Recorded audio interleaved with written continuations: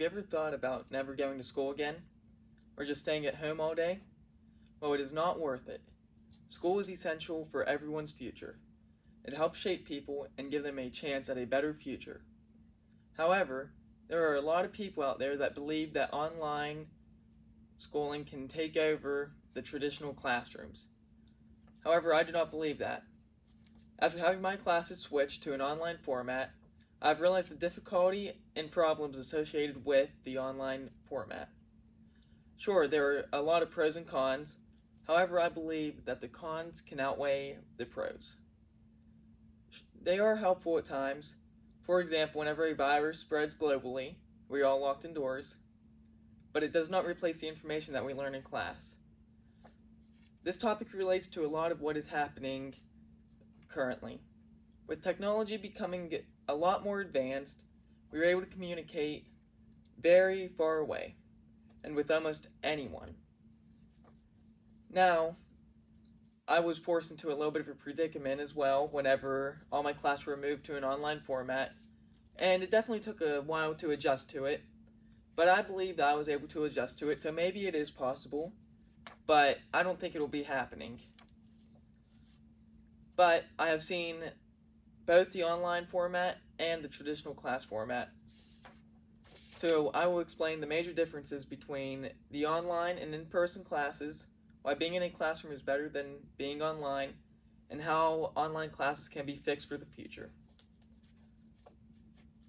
Between the two options, one difference is the amount of interaction you have.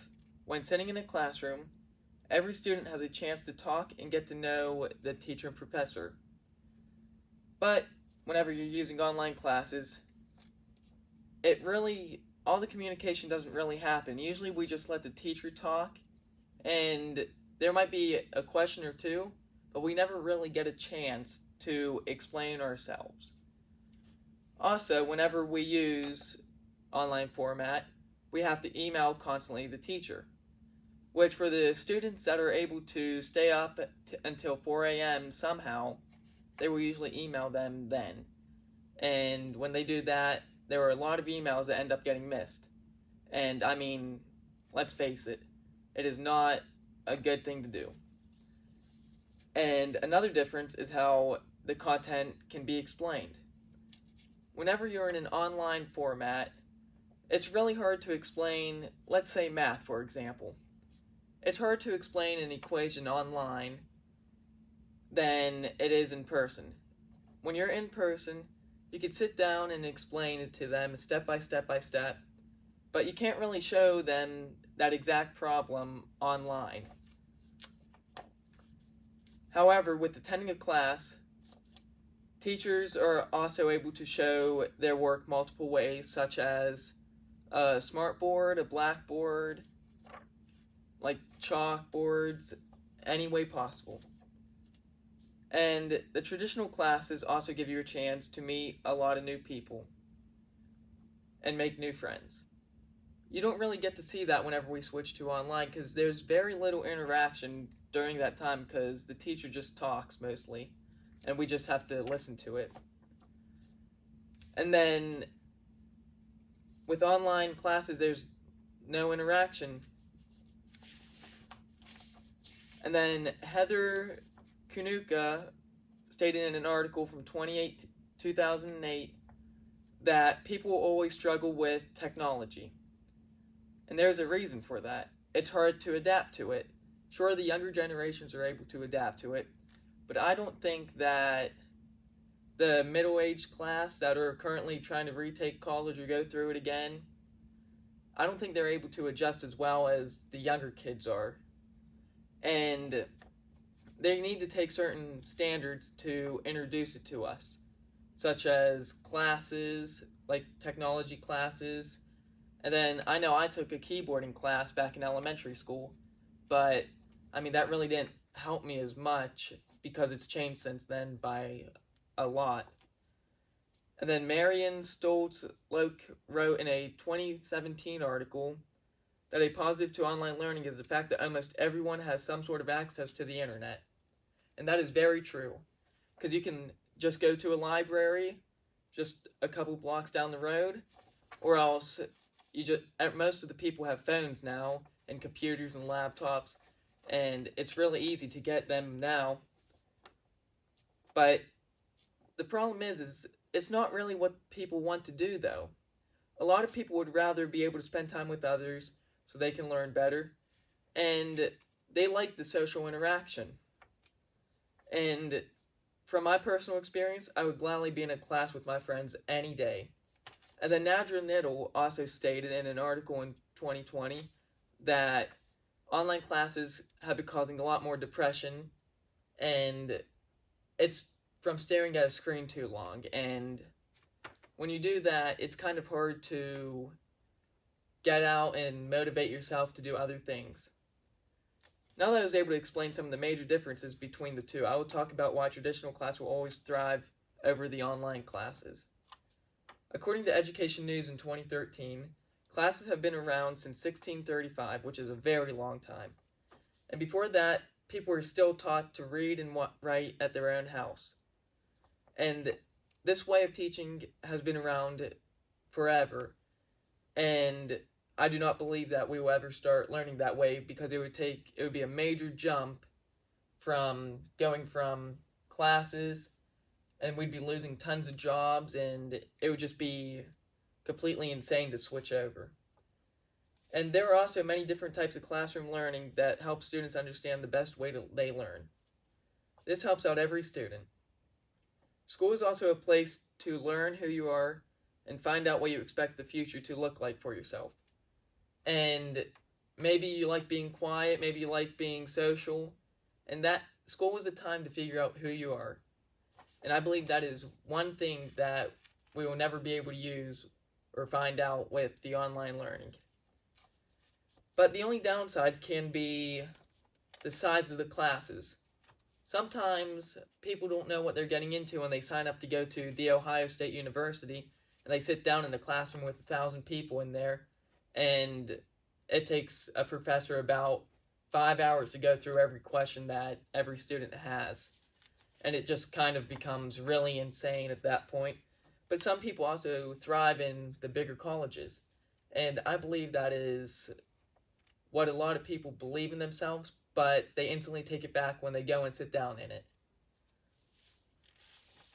And then some people also like the classes smaller, which with college you're able to dictate the size of the classes.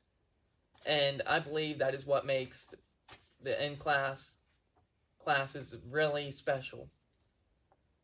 And then online classes can still be used, but there are a couple things that need to be changed in order to make sure that it is used well. I don't think online classes will ever be able to compete with traditional classes. However, there are ways to make them more viable, such as getting rid of distractions around the house, such as these and this. These are my two worst enemies, especially when it comes to doing schoolwork. There's a simple way to get rid of them, though. You just put them away for a little bit. And for some people, it's really hard to do. But for me, I can kind of dictate how much time I spend on them, except at late nights whenever I lose complete track of time. But usually by then, I have all my schoolwork done by then. Another thing that needs fixed is all the cheating problems that happens online. With no one being able to watch how people take their test, how do teachers know if you're looking up an answer or have the notes open right next to you? The answer is simple. They don't. Tests and quizzes show how much information you have learned and obtained over the course so far. That is why it's important to fix that, because you can't obtain anything for the future knowledge you're going to have, and it just becomes really hard to tell. Another way to help online classes succeed is by making websites a lot less complicated than they already are. And for Blackboard, I have to click on 5 links, and I've counted them, 5 links, and then sign into 2 different accounts in order to go into my Psychology Launchpads. And I think that's completely unnecessary. Yes, I know it's for security reasons, but then again, I don't think that we need that many usernames and passwords and having to click on 50 different things just to get to homework. It's also a lot harder to find out what assignments you have done and what still needs to be turned in. And some teachers are really good at this and some teachers aren't, but keeping them in like sections, I believe, helps a lot. And that's what my English teacher does. And it has helped so much because I am able to keep track of all my stuff I've done. But for example, like psychology, it's all online already and they're all just listed, so I have no idea where I left off if I forget which assignment I'm on. And I mean, we work at our own pace on it, so the teacher doesn't really know where we're at anymore. So I have to click on 50 different links just to figure out which ones I've done and which ones I haven't, and then reload the page and so forth. Another good thing about using technology is that we can also find some way to improve it. There's endless ways to create things, and it can be decently cheap sometimes to do it. In conclusion, traditional classes should be used a lot more than online classes. Even though online classes are becoming more popular, I believe that traditional classes offer so much more. They offer a complete lifestyle that I believe every kid and every student needs. School is a once-in-a-lifetime opportunity and should not be wasted doing online classes.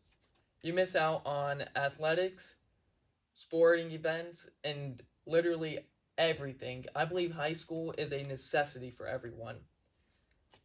It's a time to make friends and meet new people and discover what you like and dislike. I don't believe that we should be using technology to replace our education system.